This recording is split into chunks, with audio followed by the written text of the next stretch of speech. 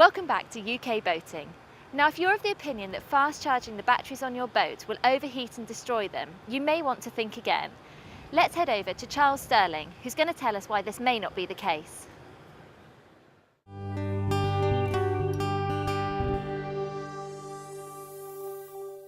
This is a typical example of a boat cruising up a river at a standard speed. From this alternator at present, we are producing 13.8 amps.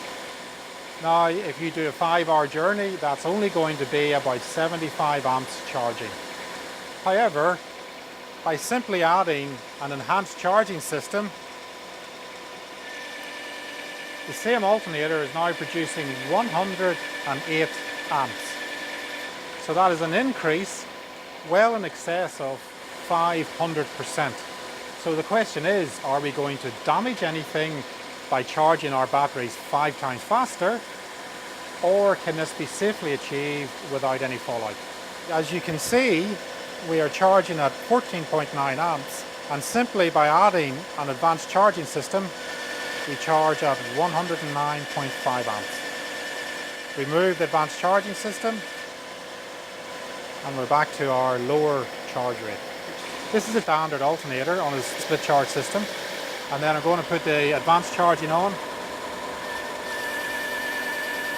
So it really didn't rise that much. Our standard alternator is producing 14 volts at the alternator. However, as with any boat, there's the cabling from the alternator to the split charge system to your battery bank.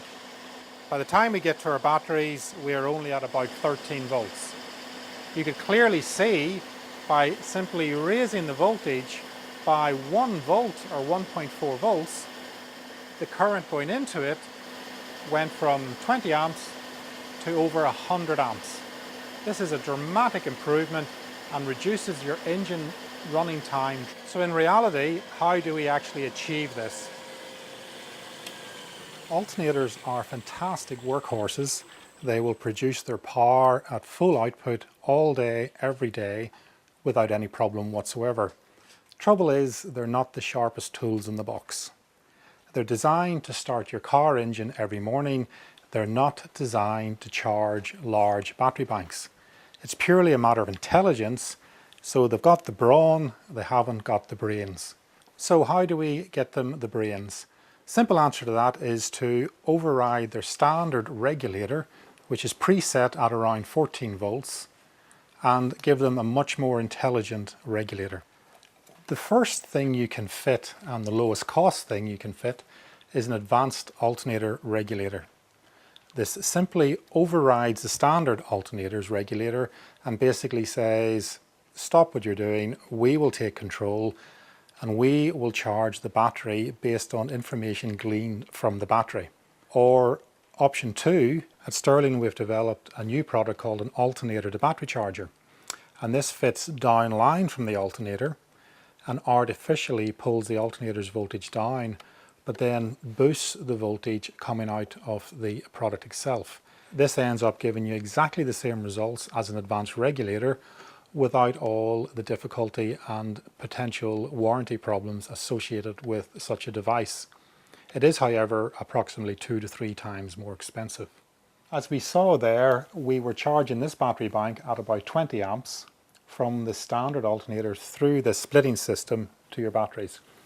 We're going to change nothing except replace the split charge diode with an alternator to battery charger. Now let's see the difference. Okay, here we are again, cruising down the river at our standard cruising speed, charging the batteries.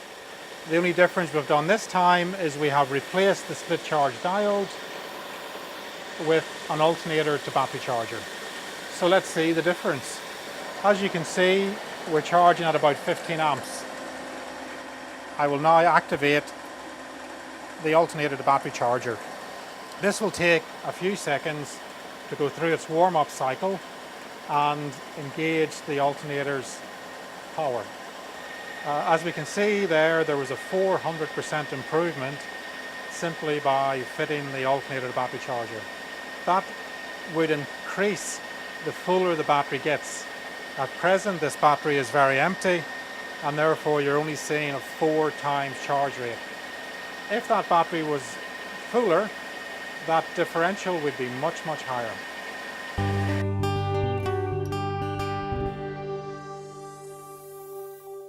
So Richard, we're here at NK Brokerage, which is at Milton Keynes Marina. We're standing beside this beautiful boat. She doesn't have her name on her, but I believe she's a pretty special gem. Is that right? That's right. This is Narrowboat Elizabeth. She's 103 years old.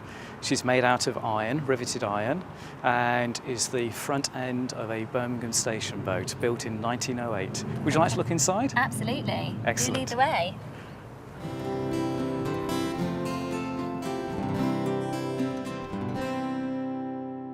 So Richard, we're on board the lovely Elizabeth. Do tell us a little bit about how she came to you.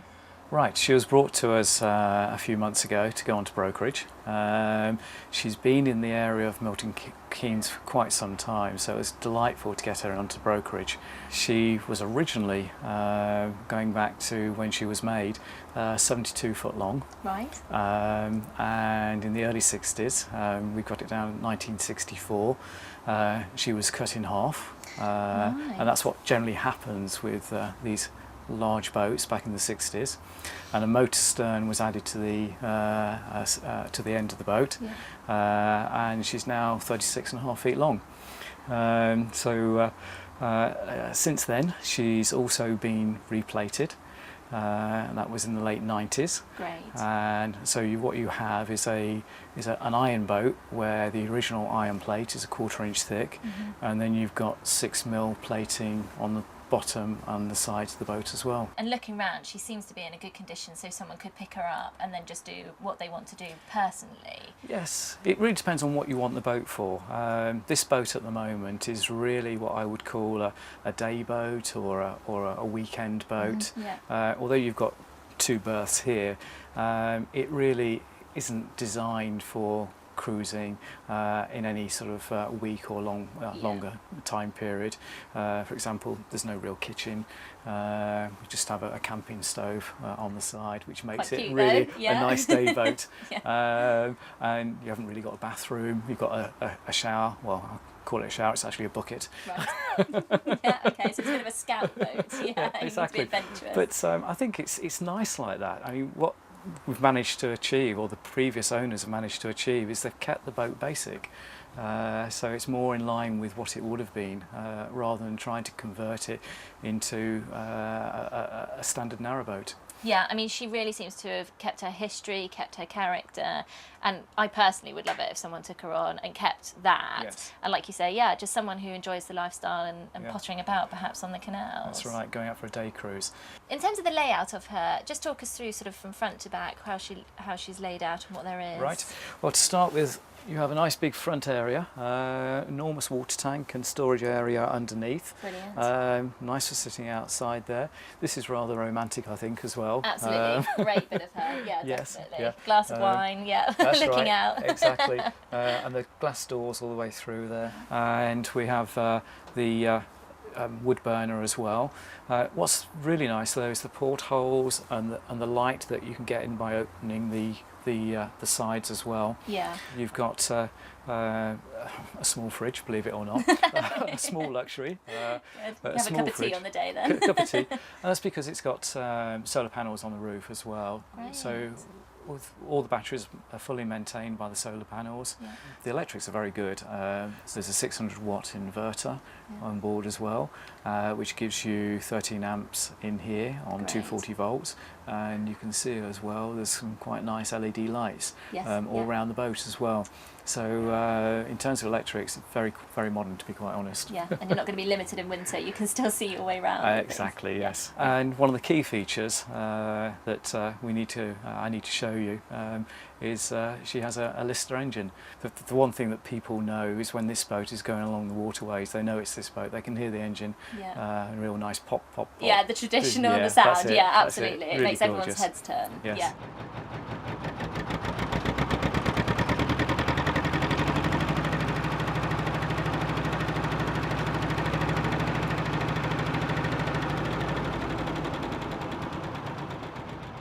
So if someone was looking to buy Elizabeth, what would they be looking at in terms of the cost for her? Right, we originally had her on brokerage at 21.5, Right. and she's just been reduced down to 18,950. Okay. So I think we'd quite like to move her on now, Yeah. which is why the owners asked me to reduce the price slightly. That can be seen on our website, and all the details can be downloaded on her on the website as well.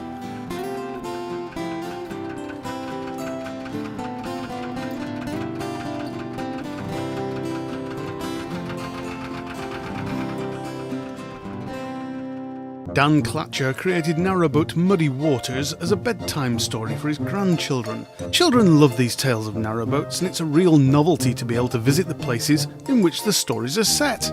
We have a complete set of the 10 charming Muddy Waters books to give away. Simply enter online at www.uk-boating.tv. Entries must be made before midnight on Sunday the 11th of September. Full details will be forwarded to the winner. Well, that's all for today, but join us again next time. If you can't wait till then, why not join the conversation on our Facebook page and on Twitter, and check out our brand new website where you can see previous episodes from this series and great clips from the Chris Gosling era. Until next time, happy cruising.